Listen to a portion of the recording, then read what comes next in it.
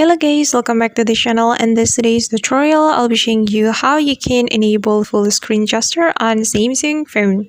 So guys, let's get into it. First of all, go to your settings application on your Samsung phone, and after that you're going to find the display setting, this one.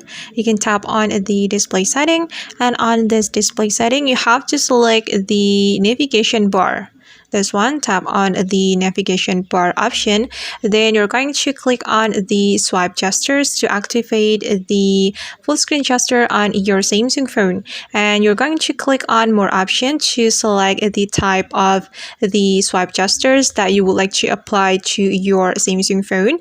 And you can either choose swipe from bottom or swipe from sides and bottom. And for me, I'm gonna go with this one, swipe from bottom. So you can click on this option. Then we can go back to the preview section.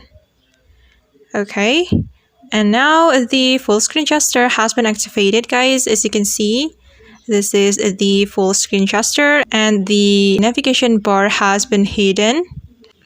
Alright guys, and that's how we can enable full screen gesture on a Samsung phone. I hope this tutorial will be helpful for you.